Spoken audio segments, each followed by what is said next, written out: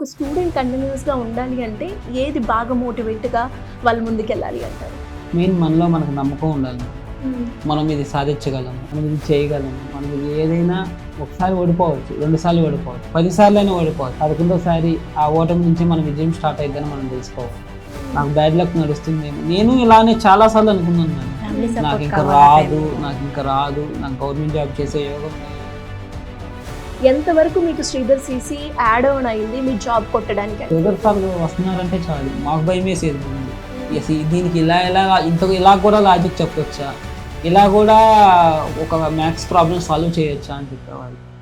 నమస్తే, welcome to Suman TV. నేను మీ anchor సిరి.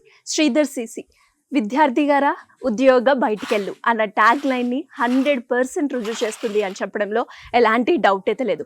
ఇప్పటి వరకు ఎంతోమంది స్టూడెంట్స్ శ్రీధర్ సీసీలో జాయిన్ అయ్యి మంచిగా కోచింగ్ తీసుకొని ఎంతోమంది కాంపిటేటివ్ ఎగ్జామ్కి ప్రిపేర్ అయ్యి జాబ్ కొట్టాలి అనుకున్న వాళ్ళ కళనైతే నెరవేరుస్తుంది అని చెప్పడంలో ఎలాంటి డౌట్ అయితే లేదు. సో ఎంతోమంది సక్సెస్ స్టోరీస్ని మనం వినడం జరిగింది. బట్ మనం ఎప్పుడైతే కాంపిటేటివ్ ఎగ్జామ్కి ప్రిపేర్ అవుతున్న ప్రాసెస్లో ఎక్కడో ఒక దగ్గర చిన్న స్ట్రగుల్ వచ్చినా కూడా అక్కడే ఆగిపోతూ ఉంటాం. సో అలాంటి వాళ్ళ కోసమే ఈ వీడియో.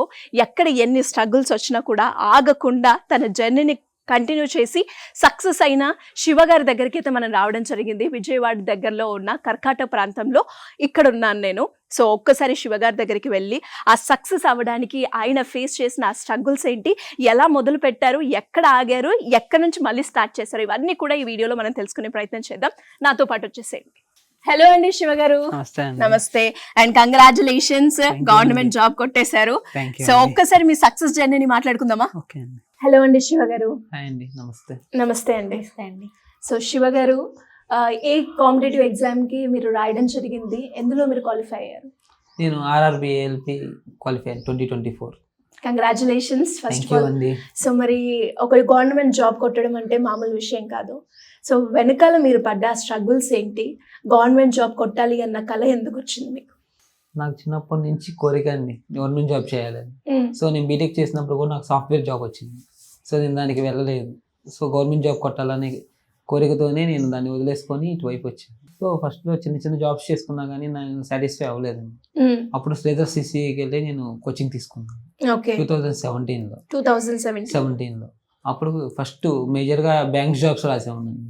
బ్యాంక్స్ జాబ్ రాస్తుంటే ప్రిలిమ్స్ అవేవి కానీ మెయిన్స్ అవేవి కాదండి.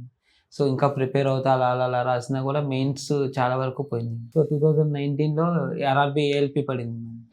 అప్పుడు రాస్తే సెకండ్ రౌండ్లో పోయింది. అది మళ్ళీ పోయింది second time. ALP first ALP రాశాను, అది పోయింది.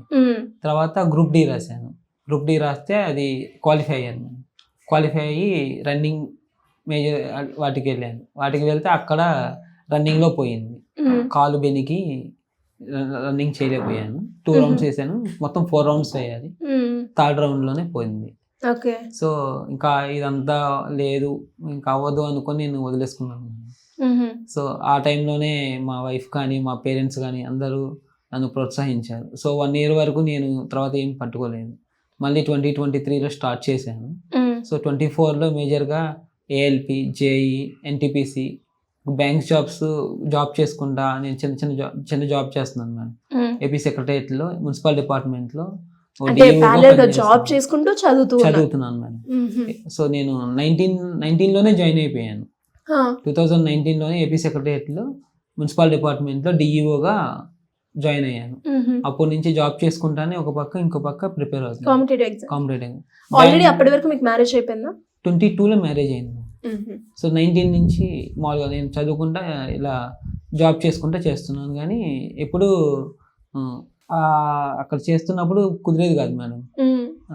ఇంకా మధ్యలో కోవిడ్ వల్ల జాబ్స్ కూడా చాలా వరకు ల్యాక్ అయిపోయినాయి. తర్వాత 22కి ఏఎల్పి మళ్ళీ రాశాను మేడం. సో ఈసారి ఫైనల్ కట్ ఆఫ్లో పోయింది. ఏఎల్పి ఫైనల్ కట్ ఆఫ్లో పోయింది. సైకోమెట్రిక్ రాశాక గ్రూప్ డి క్వాలిఫై అయ్యాను, అదేమో రన్నింగ్లో పోయింది. సో ఆ టైంలో మా పేరెంట్స్ ఇంక ఇది అవ్వదులే అని మ్యారేజ్ చేసేసారు. సో అప్పుడు మళ్ళీ బెంగళూరు వెళ్ళి సాఫ్ట్వేర్ జాబ్స్కి వెళ్దామని ట్రై చేశాను. కానీ నేను అది చేయలేకపోయాను, నా వల్ల కాలేదు. సో ఈ జాబ్ చేసుకుంటాను, ఇలానే ఉందామని ఈ స్ట్రగుల్స్తోనే ఉన్నాము. So 15,000 salary madam. So family 15,000తో గెట్ ఇన్ అవ్వలేము, ఇలా. సో మా వైఫ్ ప్రోత్సహించారు. మెయిన్ మా పేరెంట్స్ కూడా చాలా అంటే చాలా. మా నాన్న చిన్నప్పటి నుంచి వ్యవసాయం చేసుకుంటా మేము 3 పిల్లలు, అన్నయ్య, అక్క, నేను. ఓకే. మా ముగ్గురు. ఏం చేస్తుంటారండి మా అన్నయ్య వ్యవసాయం చేస్తారని, మా నాన్నగారు వ్యవసాయం, అమ్మ వ్యవసాయం అంటే మా నాన్న చేదోడు వాదోడుగా ఉండి వ్యవసాయం చేస్తారు. అక్కకు మ్యారేజ్ అయిపోయారు. ఓకే. సో నేను ఒక్కనే చదువుకున్నా మా ఫ్యామిలీలో. మా అన్నయ్య గారు 8th వరకే చదువుకున్నారు. సో మా అన్నయ్య గారి కోరిక కూడా నేను మంచి జాబ్ చేయాలి, గవర్నమెంట్ జాబ్ చేయాలని కోరిక. సో అందుకని ఆ కృతజ్ఞతతో నన్ను బాగా చదివించారు మా అన్నయ్య, మా నాన్న. సో నా జాబ్ పెళ్ళయ్యాక మా వైఫ్ కూడా చాలా సపోర్ట్ చేశారు. అప్పుడు అది ఏఎల్పి గ్రూప్ డి అవ్వలేదు కదండి. సో ఇంకా నాకు రాదేమో, ఇంకా నాకు గవర్నమెంట్ జాబ్ చేసే యోగం లేదో అని నేను మానేస్తాను. సో మళ్ళీ 23లో 1 year నేనేం చదవలేదు మేడం, వదిలేసుకొని జాబ్ చేసుకుంటా అలా ఉండిపోయాను. మళ్ళీ ఎందుకు గవర్నమెంట్ జాబ్ కి వచ్చారు వదిలేసిన వాళ్ళు? అదే అండి, ఎక్కడ పోయిందో అక్కడే వెతుక్కోవాలి. సో మళ్ళీ నేను ఎక్కడ ల్యాక్లో ఉన్నానో నేను చూసుకొని మళ్ళీ 23లో స్టార్ట్ చేశాను. నా లక్ ఏంటంటే 24లో రైల్వే వాళ్ళు ప్రతి నోటిఫికేషన్ ఇచ్చారు. ALP, technician, JE, NTPC, undergraduate, group D అన్ని ఇచ్చారు. రెగ్యులర్ గా ఫాలో అవుతున్నారు మీరు? జాబ్ చేస్తున్నా కూడా, ఇంట్రెస్ట్ లేకున్నా కూడా వాటి అప్డేట్స్ అనేది తెలుసుకుంటున్నాను. ఆ గవర్నమెంట్ జాబ్ చేయాలని అది పోలేదు మేడం. చిన్నప్పటి నుంచి నాకు అది కోరిక. సో అప్పుడు స్టార్ట్ చేశాను మేడం, మళ్ళీ ఫ్రెష్ గా స్టార్ట్ చేసి ఇంకా అప్పుడు జాబ్ చేసుకుంటానే మా సార్ వాళ్ళు ఉన్నారు మేడం. మా సార్ వాళ్ళు కూడా చాలా సపోర్ట్ చేశారు.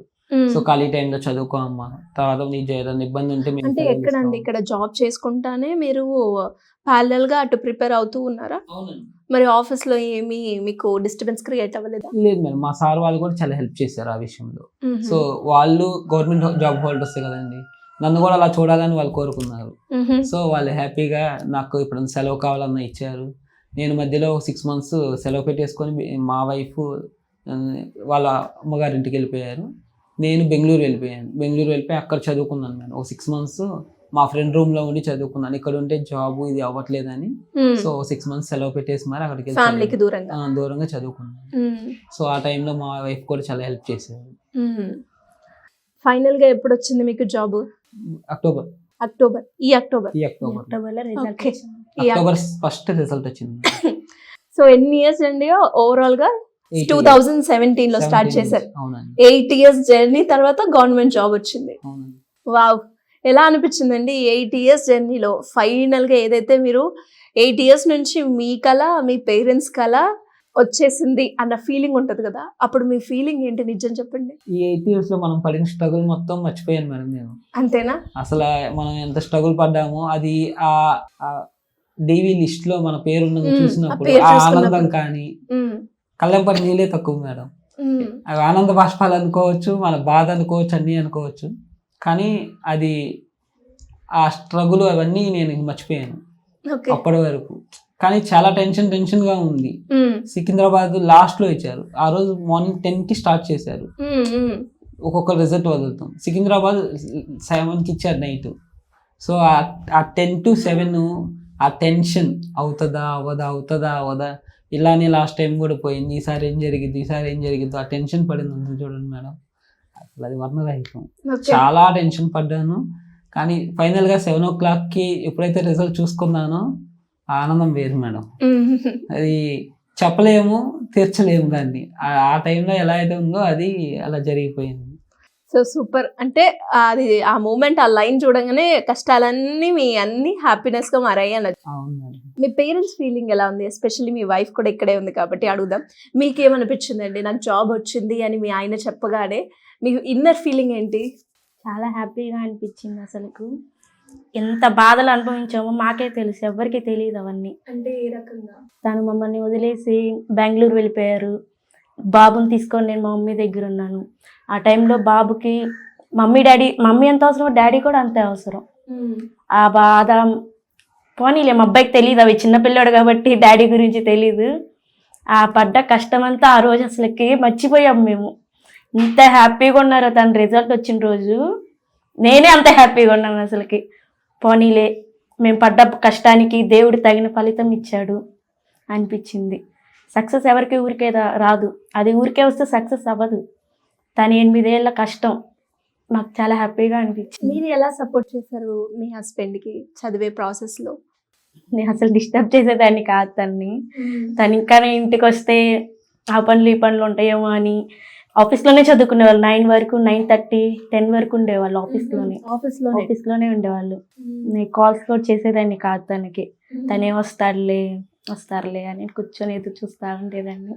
సో మరి ఒక స్టూడెంట్కి గవర్నమెంట్ జాబ్ కొట్టాలి అంటే స్ట్రగుల్ అనేది చాలా కామన్. బట్ స్టిల్ కన్సిస్టెన్సీతో మీరు ఇప్పుడు ఎలా అయితే 8 years జర్నీ కంటిన్యూగా చేశారో, అలా ఒక స్టూడెంట్ కంటిన్యూస్గా ఉండాలి అంటే ఏది బాగా మోటివేట్గా వాళ్ళు ముందుకెళ్ళాలి అంటారు?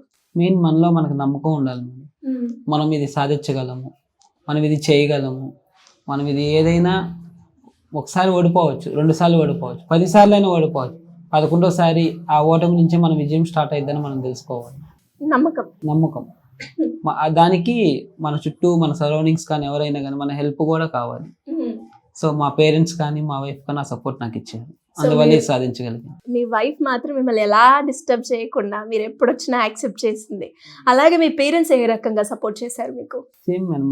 ఇప్పుడు నాకు ఏదైనా ఇబ్బంది ఉన్నా కూడా, ఇప్పుడు ఫ్యామిలీ పరంగా స్ట్రగుల్స్ ఉంటాయి. సో నాకు 15,000 శాలరీ. సో ఆ శాలరీతో ఫ్యామిలీతో కానీ మా ఫైనాన్షియల్ సపోర్ట్ గా కానీ సో లేదు. కానీ మా ఫాదర్ చిన్నప్పటి నుంచి కష్టపడి సంపాదించిన ఈరోజు ఇలాంటి స్ట్రగుల్ లేకుండా మేము ఇలా ఉండి ఇది సాధించగలిగాం అంటే, సో మా ఇప్పుడు 6 months నేను బెంగళూరులో ఉన్నాను మేడం. ఆ 6 months మా పేరెంట్స్ నన్ను చూసుకున్నారు. ఫైనాన్షియల్ గా బాగా సపోర్ట్ చేస్తారు.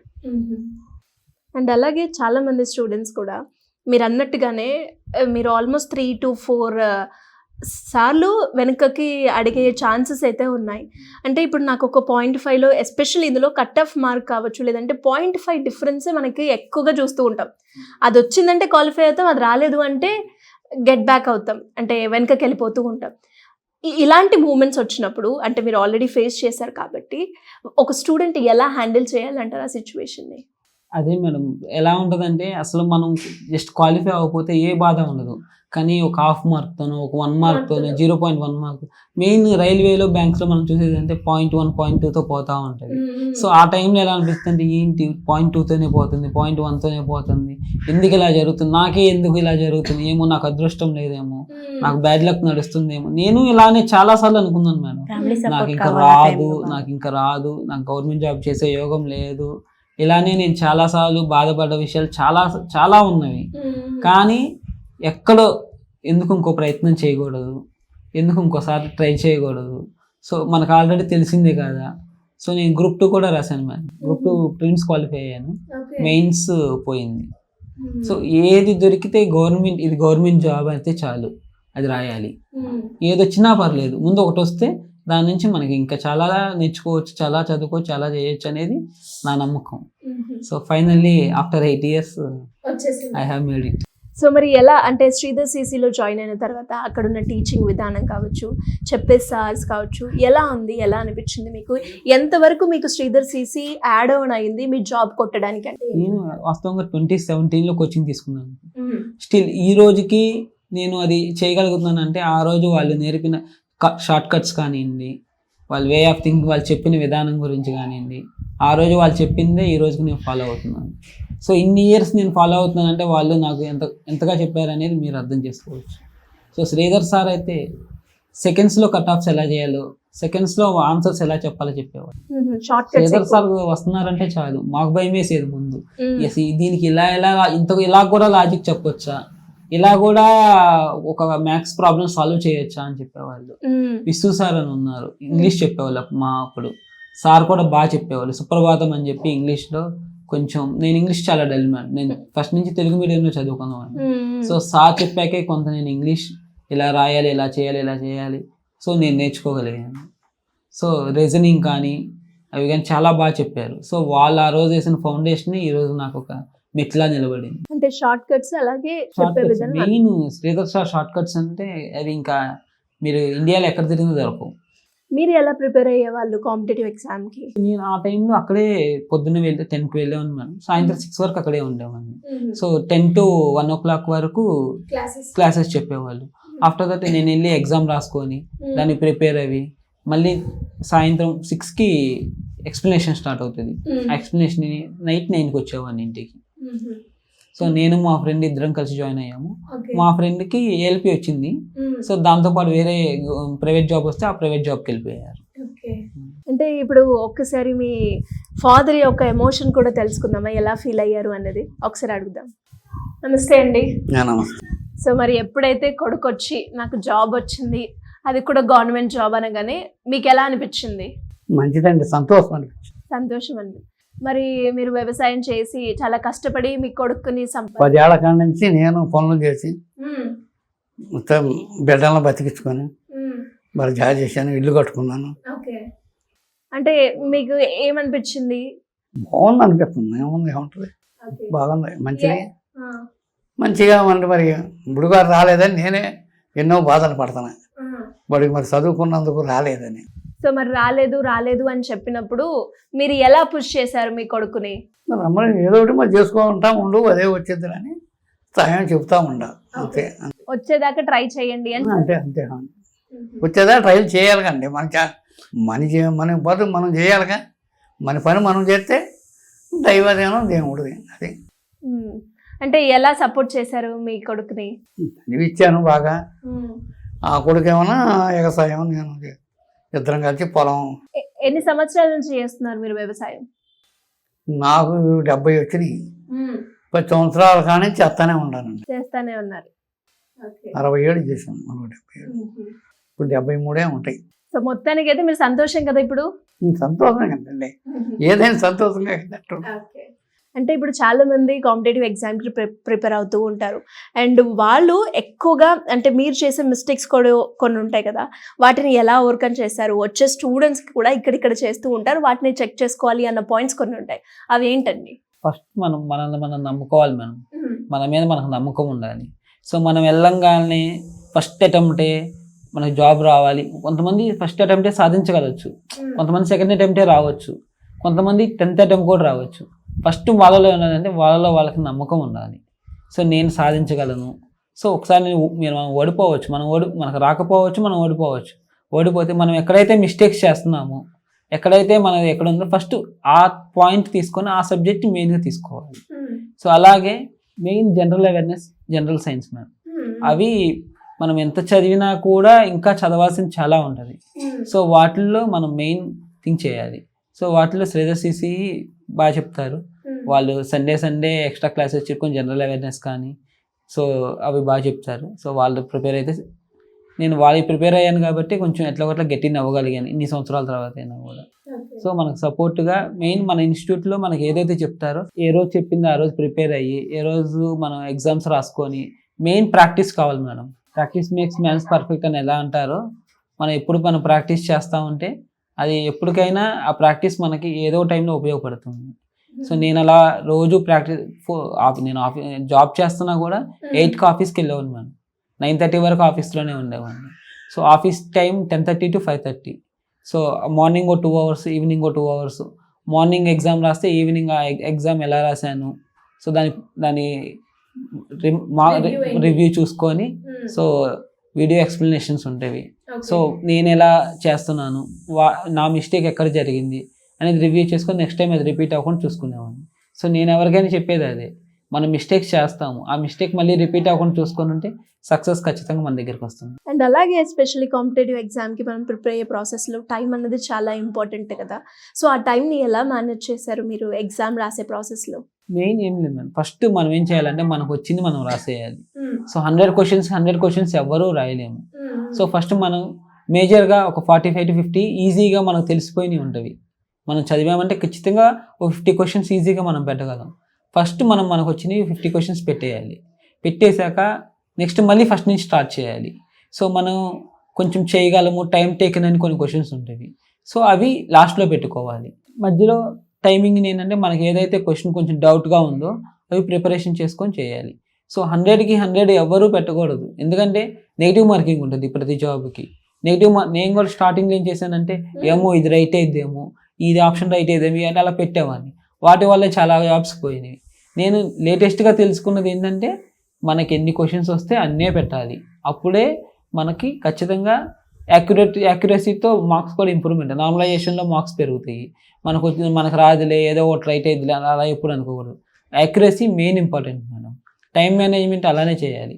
ఫస్ట్ మనకు వచ్చినవి పెట్టాలి, తర్వాత మనకి ఏదైతే కొంచెం తెలిసింది సో 2 ఆప్షన్స్ ఎలిమినేట్ చేసి 2 ఆప్షన్స్ ఉంటాం కదా అవి చేసుకోవాలి. లాస్ట్లోనే పెద్ద క్వశ్చన్స్ ఉంటాయి, కొన్ని మనం చేయలేనివి, కొన్ని చేయగలం మనం కానీ టైం తీసుకుంటుంది, టైం తీసుకునే ఉంటాయి, అవి లాస్ట్లో పెట్టుకోవాలి. సో అప్పుడు టైం మేనేజ్మెంట్ సరిపోతుంది.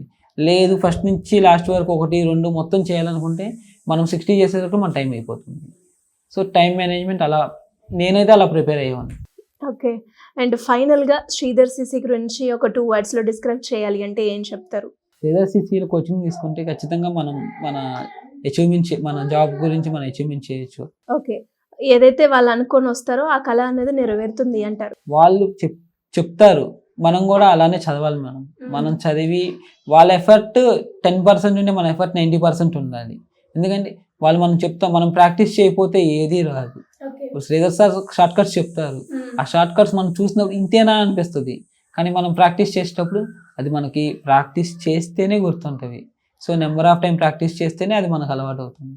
అంటే ఇంకెవరికైనా కూడా శ్రీధర్ సిసి ఇన్స్టిట్యూట్ని రిఫర్ చేస్తారా మీరు? నేను ఎవరికైనా మీకు మా సారు మా ఆఫీస్లో ఇలా జాబ్ వచ్చిందని చెప్తే ఎక్కడ కోచింగ్ తీసుకుందాం అమ్మా అని అడిగారు. ఇలా శ్రీధర్ సిసి అని చెప్పాను. సో మా బాబుని కూడా జాయిన్ చేయాలనుకున్నాం, వెళ్ళి జాయిన్ చేయండి సార్, అది ఖచ్చితంగా మంచిగా ఉంటుంది, ఎఫర్ట్స్ పెట్టమనండి, ఈజీగా జాబ్ కొట్టవచ్చు, కొంచెం లేట్ అవ్వచ్చు కానీ ఖచ్చితంగా జాబ్ అనేది ఖచ్చితంగా వస్తుంది. ఎందుకంటే మనం వన్స్ అక్కడ మనం కోచింగ్ తీసుకుందామంటే మన జాబ్ వచ్చే వరకు వాళ్ళు ఫ్రీగా మనకి వీడియో ఎగ్జామ్స్ రాసుకోవచ్చు, వీడియో ఎక్స్ప్లెనేషన్స్. జాబ్ వచ్చే వరకు అంటే జాబ్ వచ్చే వరకు మీకు ఎంత టైం పడుతుంది? నేను 2017లో తీసుకున్నాను మేడం, స్టిల్ ఈ రోజుకి నేను అలాగే వాడుకుంటున్నాను. ఓకే. సో నేను మధ్యలో నేను 2017 నేను ఎప్పుడైతే 2019లో జాబ్ చేయను, నేను ఇప్పుడు వరకు శ్రీధర్ సిసికి వెళ్ళలేదు. బట్ దాంతో నేను ఆ లాగిన్ ఉపయోగించుకొని ఎగ్జామ్స్ అన్ని రాసుకున్నాను. గ్రేట్. ఓకే. ఆ వీడియో ఎక్స్ప్లెనేషన్స్ విన్నాను. సో వాళ్ళు ఇచ్చిన ఫస్ట్ మోటివేషన్ ఈ రోజు వరకు నన్ను నడిపించింది. నైస్. నేను దానికి శ్రీధర్ సిసికి కృతజ్ఞతగా ఉంటాను ఇప్పుడు. సూపర్ అండి. ఇట్స్ గ్రేట్ జర్నీ, మామూలు విషయం అయితే కాదు. ఓకే. అంటే ఇప్పుడున్న ప్రజెంట్ ఇన్స్టెంట్గా రిజల్ట్ రావాలి అని అనుకుంటూ ఉంటారు, అలాంటిది ఒక 8 సంవత్సరాల పాటు నాకు ప్రభుత్వ ఉద్యోగిగా నేను తెచ్చుకోవాలి అన్న మీ కసి నెరవేర్చుకున్నారంటే మామూలు విషయం కాదు. Anyways once again congratulations and all the best. Thank you so much. Thank you.